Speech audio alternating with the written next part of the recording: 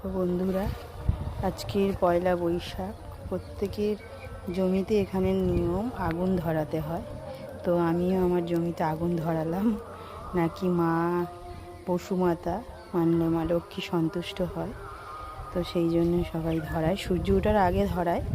আর যাদের অসুবিধা থাকে তারা আবার বেলাতেও ধরাতে পারে তো আমি এই 10টা বাজেনি এখনও ধরালাম প্রত্যেকটা জমিতে। আরও তোমাদের দেখায়, আমার পরে যে কিনেছে সেও জ্বালিয়েছে। এই দেখো জ্বালিয়েছে, কিছুক্ষণ আগে গেছে দেখলাম।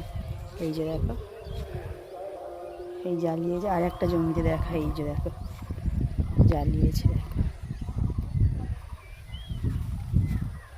এখানকার নিয়ম এরম যে যে যার জায়গাতে সে যায় আগুন ধরাতে হয়।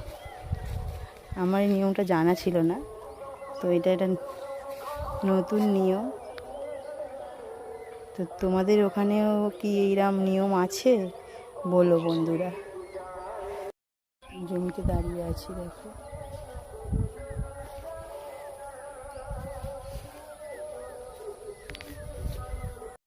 বন্ধুরা এটা সকালবেলায় মাখতে হয়, মেখে স্নান করে ঠাকুর দেব। তো এটা কি বলো তোমরা, আজকের দিনে মাখতে হয়। কারা কারা এই নিয়ম পালন করো, মাখো, কমেন্টে বলো।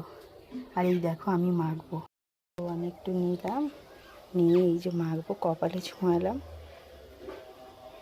বেশি মাখবো না, জাস্ট আজকে নিয়ম তাই মাখছি। অন্যদিন ভালো করে মাখবো গোটা গায়ে হাত পা, কেন অনেকটা বেটেছি তো।